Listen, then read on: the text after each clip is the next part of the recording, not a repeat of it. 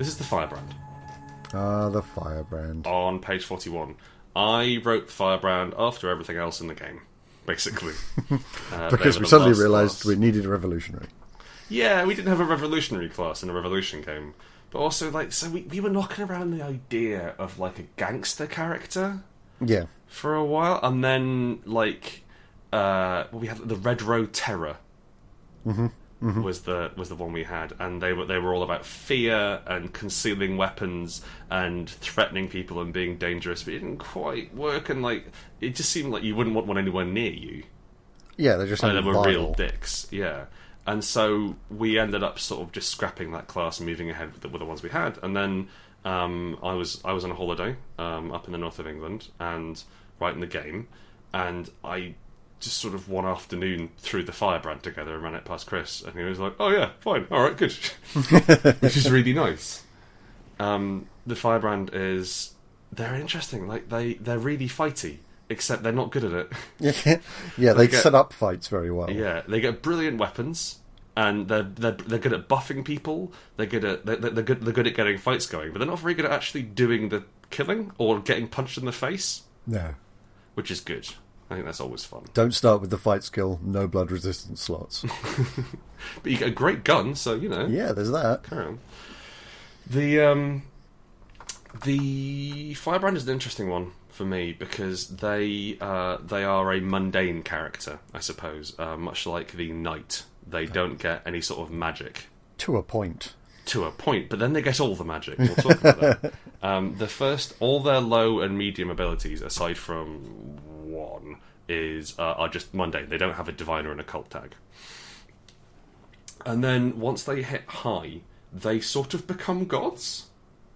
Gods of the Revolution. Gods of the Revolution. A bit like we've got King Teeth down in Grist in Derelictus. King Teeth is an enormous bloated cannibal who is living close to the heart, which is the rotting hole in reality at the centre of Spire. And he has been driven mad by this, but also people have been worshipping him, and because of the way that the magic works down there, he is able to grant miracles. And we never looked at it super closely. Again, the Cannibals of Grist, I think that was maybe the third thing I wrote for this game. Yeah. And they've stuck around. Just because it's kind of fun to have monsters sometimes. And so, the idea that you can become a god is interesting to me. And also, you're not going to be a god like Azur, like our glorious lady, like the named ones we have. But the fact that people respect you and love you and view you as this figurehead and look to you for strength, it gives you godlike powers. Yeah, it's enough. So you can turn into a crowd full of people, for example. You can hide within the concept of revolution. Yeah, you can become the concept of revolution, which is, I think that's one of the wankiest things I've written. I think it might be, yeah. It's fun, don't we? I really like it. But my favourite one is a pun in this one, which is the means of destruction. Which, any improvised weapon you touch, such as bolt cutters, kitchen knives, crowbars, it makes it like a lightsaber, as long as you're hitting a cop with it. Yeah. as long as you hit your oppressors, it just carves through armour and does horrendous damage. And that's awesome. And it's just lovely to see that image of him handing out weapons to people.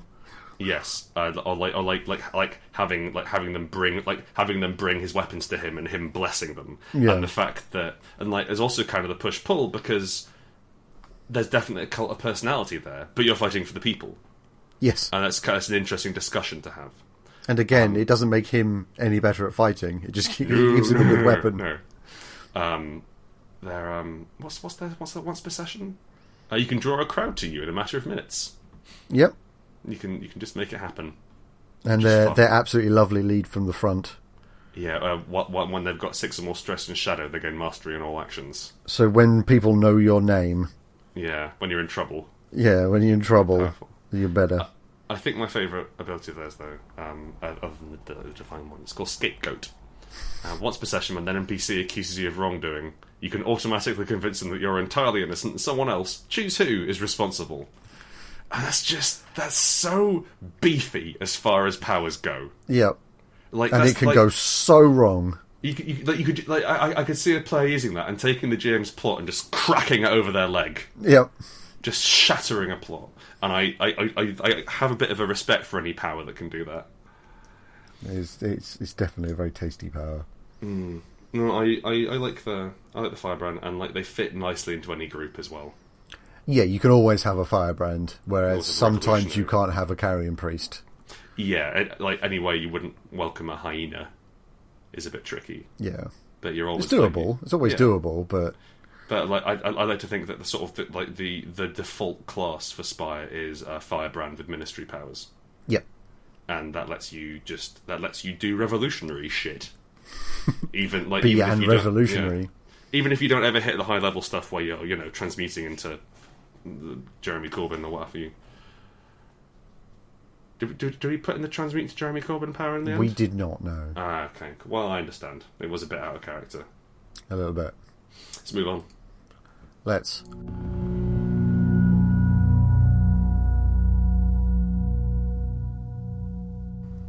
So, the idol. The idol. An artist. A revolutionary. And, crucially, a wizard. Yes. A beautiful, beautiful wizard. The idol arose out of... it was an idea for Ivory Row. Like, it was an idea that Chris had, was to have a sort of roving Warhol loft. Where everyone was devoted to art and science and music and magic. Just knocking about the rooftops in the Ivory Row district. Yeah, they're following the sunlight. And we were trying to think how, in a situation where you had Althea patrons who were paying lots of money for this, what sort of drow would get in, would be allowed into that world. And so we kind of came upon the idea of people who are incredibly beautiful as a character class. Yeah, because partly because the Elfir crave beauty. Yes, they adore beauty, and the idea is that the idol has been they have the high society domain because they're welcomed there. Yeah. And so then we thought that wasn't strictly interesting enough, so we made them really horrendous bastards. They're just the worst. They're just they're horrible class. If you want to truly crush somebody, play an idol. Bring an idol. This was more one of your classes than mine, I think, Chris. Kind of. I kind of fell in love with the concept of it after we hashed it all out. And I think it's summed up beautifully by one of their core abilities, which is glamour. Yeah, that was the last thing we added to them, actually. Once per situation, you can use magic to look like whatever that person really, really likes. Yeah, and it has no in-game effects. No, but it instantly opens up that first thing where you're trying to talk to somebody. It gives you that in. Yeah, and it's like, well, you know what? This person definitely fancies me. Yeah, they just do. Like, no matter what's like I can't, it gives you a scene framing. Yes. Thing. I also like the way that it's a spell that relies on you putting on your makeup. Yeah. Putting on another mask sort of thing. You can end the spell by scrubbing off whatever makeup you've applied and spending 5 minutes in front of a mirror remembering what you look like. Which is kind of a fun and kind of a dangerous phrase. Yes. Yes, a little bit. And they can also summon parties. They can summon parties, and they could be social tanks. Go on. So there's low advanced centre of attention. You can make everybody in a room focus on you and you only. So not only can you distract an entire room so somebody can do something clandestine, but also you can just right, everybody focus on me. Hello, I've got something to tell you. Yeah, actually, the Azerite trying to bargain with the barman hasn't gone very well. Yeah. Just gotta... Look at me, let's sort this out. And they have, then, the low-level powers are more grace. And, again, sort of the making themselves more beautiful. And then once you hit the high-level powers, then they start making art. Yes. Which, I'll be honest with you, we struggled. Oh, for sure. To try and work that. The high-level powers for a lot of people, for a lot of the classes, wrote themselves. In as much as we're like, well, what's the natural progression of this class? And you make it happen. But this was really difficult. because like we're writers, we're not really artists, and we don't really understand the ideas behind that, and also it's very hard to put rules around art. That's something that is quintessentially subjective. Yeah. And so we ended up, like, that's kind of why we had the magician stuff in there. We had a load of weirdo powers, and that was I think like the Soul's Portrait is the Dorian Gray power. Yeah. And so you portion off the ugly parts of yourself into a cursed work of art. And you're like, I think while the artwork is intact, your face cannot be marred in any way. Which is lovely for an idol. It's just, it's like, again, like there's more stuff which has fiction rather than mechanical powers. Yeah. They also do horrendous levels of damage in combat. Yeah, so there's they're fucking despicable in combat. There's two powers that really sum up the idol's methodology. Mm-hmm. And the first is spite, and the second is render unto me. Talk us through those. So spite is heinous. Mm-hmm. This is where we say if you want to really ruin somebody's day, you bring an idol. Yeah. You force them to do their own attack against themselves. Yeah, which has piercing. Because obviously they're dodging armour, etc. And like it's that level of mind control. Not mind control, but coercion. Well, just it's like utter shame. Yeah. Is the idea of it in that the idol shows themselves to you and says, "Look at you, look at how ugly you are, look at how useless you are," and you're wrought with such shame that you shoot yourself clean through the leg. Yeah, that sort of thing, and like it was so problematic power because it has self harm in it. Yeah, very much so. We didn't, and it's the thing. It's inflicting self harm, as it were, but so it's not quite like the Epidiromancer from Unknown Armies. But it is still there, and so we wanted to. That power's been through a few revisions to make it more acceptable. Not least its name. And less triggery, yeah. Now, render unto me is also interesting. Yeah, render unto me I love. Mm-hmm. Once per situation, you command an NPC to hand an item they're carrying over to you, and they must obey. That simple. Give me your gun. Yeah, sure, not a problem. They just do it. It's just such a lovely idea, and like, and so that the idol doesn't need to carry things. No. Or like their purse. Yeah. That sort of thing. The keys. Their child. Anything you want. Can I have that? Yes. But you can just walk up to a bar. Yeah. And just I'll have this drink. That'll be £3. Just give it to me. Thank you. Yeah. And that's like the idea of idols is like I think they're a bit elfier than the other classes in that they have the idea that they just go downhill through life, right up to the end. They have the incorruptible and perfection powers. So perfection, I love dearly. Perfection just gives you 2 additional slots in every resistance, so you can really fucking tank at that point. Yeah, because bad things simply don't happen to you because you're too beautiful. You're too perfect. And like it is a spell, like it isn't real. And that's fascinating to work with.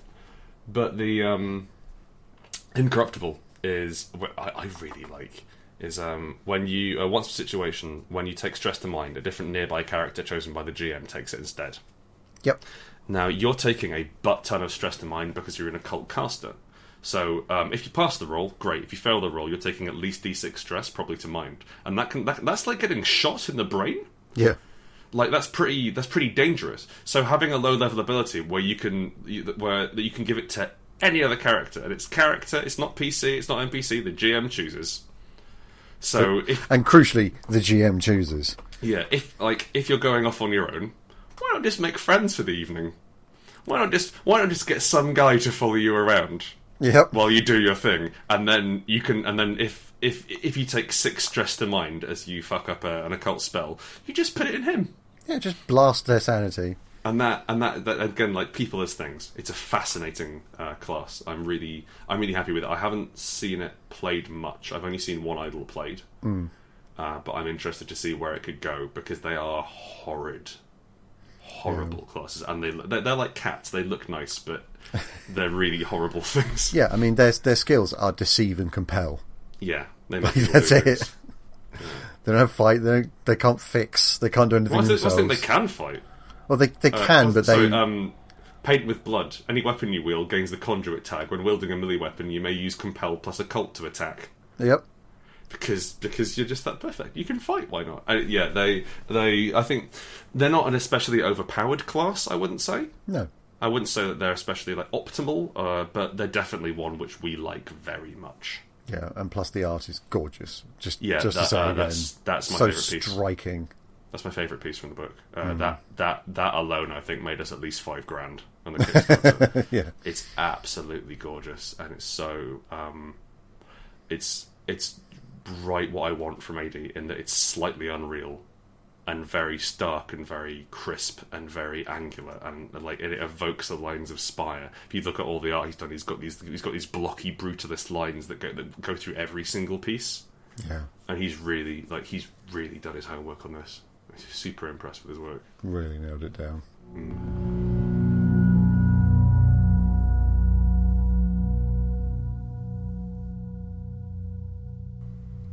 So, next up in the characters, we have the Knight. The Knight of the North Docks. The Knight has very much been a benchmark character throughout this whole process, I think.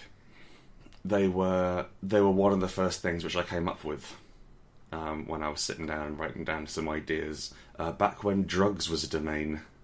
Yes. For a while we had drugs. I thought they would be more important than they were. But as it turns out, we didn't write any rules for them. No, probably for the best. Yeah. The Knight is a wonderful character and very Spire. I think they're quite fantasy punk. Yeah. In a way too. The core idea behind the Knights is that a couple of hundred years ago they were proper fancy pants knightly order of noble protectors who were sworn, who were given dominion over the docks by the Council of Spire to protect traders. So to sort of help it set up as a cosmopolitan city. And then the Elfir came in and everything has sort of rather gone downhill. And now they're gangsters? Yeah, I think Gangsters is the closest. They do protection rackets, mild beatings, drunken debauches, that sort of thing. Every single knightly order has a pub, and they're all named after those pubs. This is mainly a way for us to get cock jokes. There's a lot of cock jokes into Spire. What have we got? There's the Questing Cock, the Thirsty Maiden, the Bell's End is another one. I think it's important to have some measure of carry-on humour. Yeah, we wanted some levity in this because Spire is not exactly the most cheerful of places. Oh God, it's grim. I will say, I've been running it for nearly a year now, and it's quite exhausting after a session of Spire. After you just sort of weigh up what your players have done, and it's never nice. No. The Knight, so the Knight is a gangster, and so I think they're possibly the most easiest of our characters, maybe aside from the Carrion Priest, to play stereotypically. Yeah. There's and also from that point of view, they're the easiest to play, they're the easiest to get into. They give you a really good, easy role playing thing to go into. Also, they're good at fights as well, which is very useful in a role playing game. They are the only characters I've ever written who have mandatory cod pieces. Every night you're very insistent about the cod pieces. I thought I'd have massive, gaudy, stupid cod pieces, and they wear quarter plate, which is just from what I can imagine. Quarter plate is partially there to add mobility, but partially there because they can't afford a full suit of armor. Yeah, but also it's a pauldron. A quarter plate. A pauldron, a gorget, just the cool looking bits. Yeah, it's the cool looking bits, but also it's the bits that slam into somebody when you shoulder barge them. Yeah. I always liked the it was like old musketeer armour or grenadier armour. They'd have a load of armour on their left hand side. And sword fights too, actually. They'd have big pauldrons and armour all down the left hand side, and the right hand side was left completely open, so they could move their hand around and aim the gun and stuff. I also thought that was a really cool look, so I was happy to have a character class who does that. As far as the evolution of the Knight goes, as I said, they were one of the earliest things to have, and they've always been slightly larger than life characters. They don't quite follow the rules of physics, and not in a magic way. No. There's something almost goblinoid about them, in that goblins have a different grasp on reality, and Knights have that too. Which yeah, the knight originally started off as the most mundane class. And they still are, I think. Yes, but honestly, we've for a better way of putting it, we've magicked them up a little bit. We've given them magic quests to go on, yeah, as the high level advances, which I'm really proud of. And we'll get to those in a bit. I'm so in love with the high level abilities for the fact that they're pub crawls. Yeah, that every night is effectively on a pub crawl. It also means that it gives you an interesting arc, because a lot of the low level abilities are kind of like lying, cheating, stealing, showing off, but also like being something you're not. And then the high level advances let you actually become it. Yeah. So you get a nice arc if you make high level change and Spire. The latest change we had tonight, which we've actually done during post Kickstarter launch, is we changed their refresh. So their refresh used to be win a fight, and now their refresh is engage in reckless excess, and that I think is a bit more. It's a bit less dependent on having to win a fight, and much less disruptive as well. Yeah, but also it adds more roleplay opportunities rather than just do what you were doing, get something back for it. I think as well, like, every party's happy to have a knight in it. Yeah, they fit with everything. Because they have the pick a fight abilities. It's once per situation they can find the most advantageous fight to get in. But the fact that they always know where a pub is and they refresh by having effectively a bender means that there's always a bit. You can always sort of turn to the knight to let off steam. Yeah, they're very good for generating downtime. Yes, very much so, and pubs, as it turns out. Yeah, if you play a knight, do be prepared to be naming a lot of pubs. Yeah, the book. There are many in the book, and I think we've detailed the pub in about half of the areas of the game. Yeah, partly due to the Kickstarter backers. Yes, partly due to them. We had some lovely ones. It was really interesting working with those, actually. If we can just step off to the. Actually, no. We'll discuss that when we get to them. Let's stay on character. Let's stay on characters.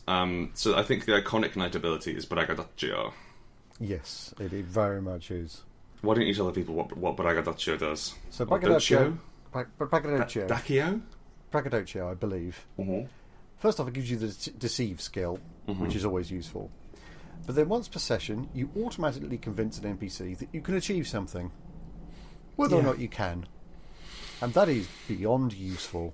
It's tremendously. I've had it unseat entire plots. It's absolutely wonderful. It was a playtest session. It was the very first playtest of Spire we ran. Knights had this ability back then, and they the group fought their way through to the cult of evil people trying to perform a blood sacrifice to dethrone the Elfir, and it was a massively damaging blood sacrifice to the drow of Spire, so they're interested in stopping it.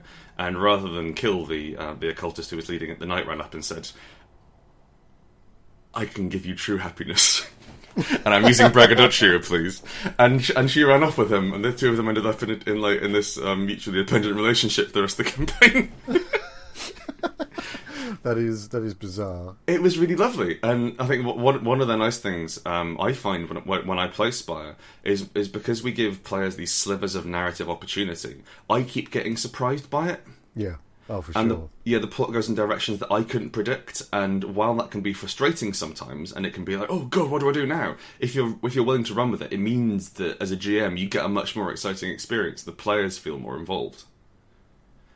Yeah, and like a lot of the abilities from the knight inform campaigns. Go on. So, for instance, Knight Admiral. The best ability in the game. The best ability in the game. Sorry. The worst ability in the game. What it does, it gives you a reputation slot boost, which is fine. And especially for the knight, because they can dump damage on their rep. Yeah. But it also gives you a mighty mount, a rowboat. Mm-hmm. And when you take an ability like that, you're kind of telling the GM, hello, I'd like to use a rowboat. Mm-hmm. Put more rivers in the game, please. Put more rivers in the game, please. Also, I feel like being either very sneaky or, more likely, daft. Yes. And I think I've had Knight Admiral in most of my playtests that involved a knight. Yeah, things have gotten much rivery after Knight Admiral arrived. Yeah. People have found rivers. Yeah, and that's great. And I think that also it gives you quite a nice motif as well. In that you're sailing away from a problem. especially if your game takes place in the North Docks or say the Silver Quarter. Yeah, and they've got just the best high abilities. So yeah, let's talk about these. So the knights go on pub crawls to unlock the high level abilities. So unlike everyone else, you have to you get a small benefit and then you get a whacking great benefit at the end, rather than just getting a pretty high benefit when you get high advance.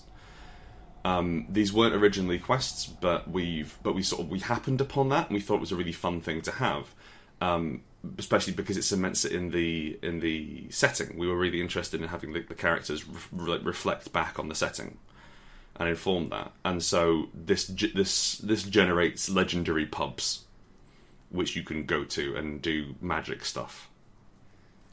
I think my favourite one is Pull the Sword from the Stone. Because you go to the Stone, which is a pub, and you get the original sword of St. Benaferus, the original knightly order, and then it's a really good sword. Basically, it's an incredible sword that you really want to have, and then you get one of the following upgrades. Things like the sword glows blue in the presence of something you're not sure, seems important though, or you know in your heart that you were the true monarch of Spire. And like that last one there is like, hello GM, I've got the end of the campaign sorted. Got that one nailed down. I want to be the king of Spire, and that's fun. That's lovely to have. Yeah, the knight is a really good class for people who don't quite know what to pick. Yeah, they're the fighter. In the way that like the Lajhan, who we're coming to next, are the clerics, and the bound are the rogues. These guys are fighters, and they can do fighter stuff. Yeah, but they can also be fairly social if they want to. Sure. They can do all sorts of stuff, and they embody Spire really wonderfully.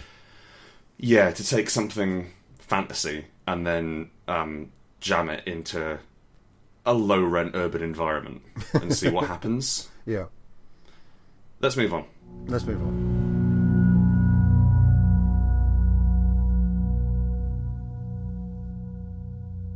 The Lajhan have the weirdest name. They do. And one of the hardest to spell, as we found out with our proofreader. I still don't know how to spell it. I'm looking at the word now. I'm looking at the word now written in like 70-point font, and I'll forget it the second I scroll down. I don't know where that H goes. Mainly because I put it in there in the first place. It's a made-up word. The Lajhan are priests. Yes. They're priests of the main drow religion. Our glorious lady. And they have abilities to reflect that. Yeah. But they're really interesting, the Lajhan, because they're one of the few people that can really do odd stuff like mess with bonds. Yeah, they can't heal despite being the cleric. No. They're not very good at that. Healing in Spire is mainly based around your refreshes, laying low and things like that. There are high-level abilities, especially in some extra advances and in extra books, that do let you heal. Yeah, but they're either expensive or they're rare. And I think that was a deliberate part on a different choice on our view, that we wanted combat to be unpleasant, but also in having to reflect the idea that healthcare isn't available to the people, and only to the people who can afford to hire the priests who can heal you. Or to actually go to a doctor. Like, we have doctors in Spire as well, you know. I think like it's much more common to go to a doctor and get something than to get, you know, divine intervention. Yeah, because there's something odd about divine healing. It doesn't quite sit right. Yeah, it's sort of knitting bones back together. And what does it do? Does this make you feel better? Yeah. And I think like in a game that says, I mean, obviously we're referencing Dungeons and Dragons here, in a game that says woolly as D&D. About what hit points are. It feels weird to restore them, and then how that also comes in. Anyway, the Lajhan does some light healing, but it's like they're not about that. They're more of a weirdo social class. Yeah, they're community focused. Yeah, we have quite a few class sections that are very community focused. Yeah, in Black Magic, the source book which we released, the Grongu is a kind of a head witch, and they form a bond with their community, and then they can cast powers off that. And they're kind of an evolution of the Lajhan. I can see most Grongu will come out as Lajhan. And the interesting thing for us as well about Lajhan is Chris said earlier, it's the main drow religion. It's the one allowed drow religion. Yes. In Spire. So they have a tripartite goddess called Domnu in its entirety, and it's our glorious lady, who's the light side of the moon, our hidden mistress, who's the dark side of the moon, and the Crimson Vigil, or our Crimson Mistress, which is the red side of the moon, the blood moon, which is kind of a once per month occurring thing. And they are respectively community, revenge, and violence. As their ideas, and so we want to try and talk about how religion is used, and like how this one religion that has been allowed to survive, if not prosper, how that acts as a community support network under an oppressor. We've got things like build bridges and burn bridges, bedside manner, friend to the downtrodden. Like a lot of low level stuff is them just learning how to deal with community and be a community leader. Like, yeah, they have a surprisingly small amount of divine spells at their low level. Yeah, I mean, interestingly, one of the first things that you can pick up is Scryatrix Nason. Yes. Which is the first of a chain of abilities you can pick up. Yeah, the rules for this used to be universal to all Lajhan. They got this when you took the class, and we felt we were really front loading them with too many powers. They did have a lot. So we divided this one out, and also it's kind of like a magical clue box, like a button you can push to get clues. Yeah. If you're playing a very investigative campaign, you can save a lot of time by having Scryatrix on your side. And if you're not, you can feel really useless. And so we kind of wanted to make it optional, but then also like we were going through and writing up. I think we had like a minimum number of abilities for every class we wanted to have, and so we ended up going into the Scryatrix like power tree, which is fairly rare. We don't have like trees generally in Spire. I think there's about 3. Yeah. Spread across different classes and advances. And this is one of them. I think because it's such a big deal, we were interested in having it sort of reveal itself over the course of play. Yep. And especially as it gets higher, it starts messing about with intrinsic game mechanics. Which is fascinating, which I really like. At the very high level, you could sever bonds. You could just cut them off from people. And that and so like seeing powerful. which is a fascinating part to have, and like seeing like you can see the bonds, and so again it's an investigation skill, and then eventually you can start fucking with them, and that's really tremendously good fun. They can bring drow back from the dead, which involves a trip to the to drow heaven. Yep. Which is exciting. Which is the only place we detail drow heaven. Yeah. No. Also, it's in the it's in the heart. Oh, it's in the heart bit as well. Yeah. Isn't it? It's actually in Spire, I think. Things get a bit different. It's in Spire and it's on the moon. Yes, just to make things more complicated. Why not, eh? I think my favourite spell of all the most iconic of the Lajhan is the Rite of the Three Sisters. Yeah, that's exactly what I was going to say. Talk about that. So, Rite of Three Sisters is a ritual where, until the next dawn, all participants in the ritual, when they mark stress, they share it between them. So you have 3 participants. So if one person takes 6 blood stress, instead each of them take 2. Yeah. So it increases your chance of taking minor fallout, but reduces your chance of taking severe fallout. Yeah, which is interesting. It's very much that community sharing. Off-site tanking. Off-site tanking. Like the Lajhan can be incredibly powerful as a, in quotation marks, combat class. In that, yeah. Want them to. And like, well, they get a weapon with conduit right off the bat. Yeah, which is pretty heavy. They can spend mind to roll with mastery in combat, and then like I think they can pick up the fight skill at some point, or like they can pick up the fight skill from endurance or through multi-classing or what have you, and then you can have them as fairly righteous, which is I've not really seen them played as a righteous cleric, but I'd love to see like a proper paladin. Yeah. Of our glorious lady. That's a really nice idea, actually. Most of the playtests, Lajhans very much went with the community angle. Yeah, which is fine. I mean, it's probably my favourite way of running them. Yeah, but it's not going paladin isn't the norm. No, I can see that being interesting. And we also got to talk about auras, which is nice. And like we wanted to have them because they're a moon god. We were interested in channeling the traditional ideas of the moon in tarot. So about secrets and about omens and portents and interpretation. And so it was really fun to write what sort of things would be in auras, and we got to just... Anytime Chris and I get to write a list of weird things, we're very happy. You'll notice a lot of them in the box outs. Yeah. So we just kind of go, right, list time. Let's move on.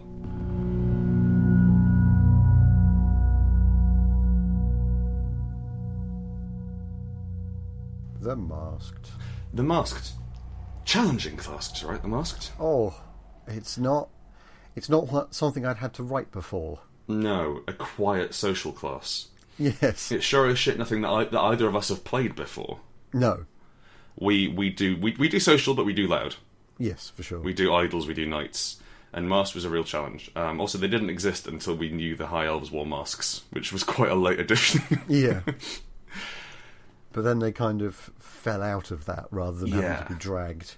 Yeah, they blended in really nicely. I am continually impressed by every single masked character that I've seen played, even though it is not at all mandated by the rules. Turns out to be an absolute psychopath. Generally, yep, they're not the most stable of people. No, and the fact that they can walk in place. Let's talk about the Masked. So the character concept is that you are a professional servant, or you were a professional servant to the High Elves. You're kind of a butler, but a butler who then learns to poison people. One of the interesting things is that once your durance is over, you kind of kept it. Mm. You kept the mask. You kept the persona you had to adopt. Yeah.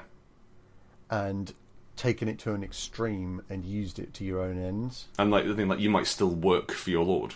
Yeah, potentially. There's no... We haven't said any... we haven't really talked about what it is you do aside from your class, as it were, or what it is you do aside from the ministry, what your day job is. Because we weren't hugely interested in reflecting that side of things, but that's certainly something which you can go into. Yeah, and their refresh just says so much about their class. Show someone they should not have underestimated you. You should not have underestimated me. But it's just that thing of just you're a servant, and then you've got to show how powerful you actually are. Yeah, and there's a real sort of revenge. I think part of the reason they all become horrendous psychopaths is because it's probably the sweetest kill. Yeah. If a knight kills an Elfir, it's oh well, he kind of got in my way, la-di-da, that all happens. And for a Masked, you definitely know it was premeditated. Yeah. There's something very exciting about that. So they have a lot of quiet, sneaking social abilities. Things like being able to walk in places, being able to spread lies by accessing the paperwork, being able to blend in with crowds. Yeah, and they're also, interestingly, the only ones who get, by default, a bonus to interacting with Elfir. Yes. Which is both fairly powerful, but also very specific. Yeah. Nobody else interacts with Elfir necessarily. No, not and it's social as well. So and seeing as they have the high society domain, when they go and speak to an Elfir, it's probably going to work. Yeah. That lets them threaten Elfir as well, and properly spook them. They contain one of my favourite powers in the game. Like we were saying, braggadocio on the night was. I think this is along the lines of this in terms of it just gives the players a huge amount of control for very little word count, as it were. It doesn't take up a lot of space in the book, but it will take up a huge amount of space in the campaign. And this is Mask of the Lover. And the Mask of the Lover lets you just once per session, if you so choose, an NPC falls for you. Tell the GM who. And seeing as it's a spy, it's probably not going to be that sort of nice, lovey-dovey sort of love. No. They're going to be absolutely obsessed with you and then fuck up in some way. But again, it's that player choice informing campaign. Yeah. They also have some of the most grotesque powers. Yeah. In Gestalt. Yeah. Very early power route as well for them. Yeah, it was one of the defining powers of the class. Yeah. The ability to operate out of two bodies simultaneously. So it's one of the few places where we started messing with essentially mind control. Which is interesting to us. We did a question, what sort of content don't you want to see in games? Yeah. Questionnaire when we were writing Spy, just to sort of just we put it out we tried to reach as many people as possible. Obviously, we can only really reach our own audience, but we did what we could. And we got a lot of really interesting feedback. And the thing which most people were okay with, which surprised us, was mind control. Yeah. I think because it produces such interesting stories. Yeah, and especially since, like, Gestalt, you have to earn the mind control. It's not, Yeah. bang, you're mind controlled. You have to make a mask out of your own skin. Yeah. And then put it on them. Yeah. And then you control both of you. And that's a very... I mean, like, you've got to find them. You've got to find someone. Like, if you don't kill them afterwards, then they're really not going to be happy about it. Yeah, it's not an easy ask all round. No. And in fact, the fact that the Gestalt mask was magic, it kind of gave us the second branch of the mask, because we were really struggling with, like, there's only so many social powers you can have before they become so niche it's not worth taking them. Yeah. And, like, they can be fun, but they're just, like, they're kind of a sub-low advance. And you can see, actually, in the Blood Witch, in the Black Magic Sourcebook, if you've got access to that, the familiars, the familiar advances, they're a grab bag of powers that you pick two of, because we couldn't come up with a thing to give to the familiar which felt like a low-level advance. Yeah. And so we were really struggling to come up with social powers and enough of them to fill out the class and to make it feel like they had enough of a choice in the way they can be played. And so we had these magical masks, and so we did some research into masquerade culture. Yeah. In Venice and around that, and obviously the Silver Quarter, the canal, the moneyed canal district is heavily employed by Venice. Although, as Chris and I were discussing, we hadn't really thought about what happens underneath the Silver Quarter, because those canals will really leak. Yes, we figured it just rains sometimes in Navy Row. Yeah, indoors. The temperature gets too high. But we had these magic masks, and so one of the so we had, like, the Citizen's Mask, which is not, that's more of an incidental magic sort of thing. But the Mouthless Mask is inspired by a particular kind of mask from that period. I'm thinking about the 1400s, 1600s in Venice. There was a mask which was worn by fine society ladies, and it was a perfectly black circle. And there was kind of a grip on the back which you gripped between your teeth when you were wearing it, and so there was no straps, so you couldn't speak. There was no straps. There was nothing else. The only thing that was keeping it on your face, so that it let you have really extravagant hairdos and, you know, fascinators and that, but it meant you couldn't speak. And so we put that into the Mouthless Mask, which while you have it, you and anything around you makes no noise. Which is the psychopath's mask of choice. Yes, very much so. Like, more so over the Mask of the Killer. Yes. Really. The Mouthless Mask is really massively creepy. We don't actually describe it super well in the game, because I think we wanted people to, like, describe their own masks. Yeah. Because it's going to be very important to their character. And we really like the idea of having... A bit like with the Bound character, when it's like doors are not unlocked to you. It's like, if you don't want sound to happen, it doesn't happen. Yeah, it's just a binary on-off. I think the first time I saw this power, it was Vampire the Masquerade. It's a quietus power from the Assamite. It's quite a low level one. You just turn off all noise around you, and I'm really glad I got to put it in a game. It's a bit like turn off all lights around you, that sort of thing. It's a really cool sort of scene setting thing, and you've seen it played to great power in your Kings of Silver campaign. Yeah, I mean, just shutting down spellcasters. Yeah, which I hadn't really thought of. Yeah, just completely shuts them down. But also, you want to make an entrance. Yeah, you walk in, and the crowd will literally go silent as you walk in. Just kind of fun.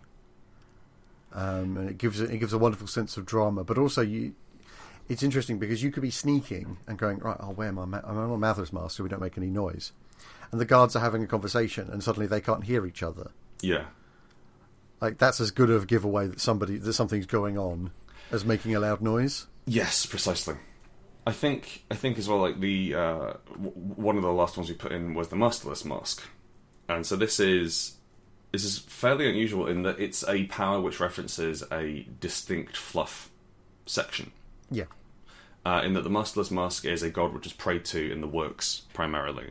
And they are the They are the god of people who serve the Elfir who are unhappy and wish to have revenge. They are like the oppressed revenging, as it were. That's not a word, is it? Revenging. Revengeation. Taking revenge, and the fact and so they mentioned down in the work section, and we thought it'd be kind of fun to put that in as a power you could have, and you become unto a god. You have you do shit tons of damage to Elfir, which is great. Whatever, that's not why you took the power, because the more people who pray to you, you refresh. Yeah. And that's really exciting. It's a really cool thing to set up. To set up your own cult, essentially. Yes, and it's like, it's like it's a cult, but also they're worshipping the mask and they're worshipping your actions in the mask. So once you take off the mask, you're no longer the guy. Yeah. And unlike a lot of other cults which I've seen set up, it seems fairly honest. Yeah, and what's interesting is that there could be 2 or 3 people with the masterless mask in theory. Yeah. All gaining the same benefits from each other's actions. Yeah, and that's a really exciting thing, and like you start tracking down the other masks as part of a high level end game. They were challenged to write. I'm really happy we got them in the game. They are, I think, the absolute antithesis of the Firebrand, but they perform a very similar job. Yeah, in that they're rebels, but they hide in plain sight. Yeah, and it's that plain sight that really gives them their flavour. Mm. The most masked I've seen almost always walk in the front door. Yes, for sure. Yeah. Then there's never any subterfuge that way. Yeah. They just walk in the front door because they're one of the staff. I think as well, it's kind of interesting that they let you skip boring bits of the game. Yes. Like rather than make me a stealth check, make me a deceive check, and it's like, I don't want to do that because if you fail, then you can't access the fun part. Yeah. And so they just let you just go. It's fine. Yeah, you can just walk in. That's fine. Yeah, I'll just leave the door unlocked. It'll be fine. We're going to move on now to the midwife, who I know is Chris's favourite class from the book. So he'll be leading.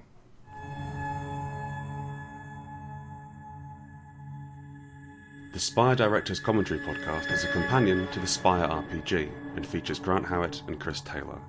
The music is by Arokia, hosted on freesound.org and used under the Creative Commons license. To learn more about Spire, explore related products or buy your own copy, go to rowanrookanddecard.com.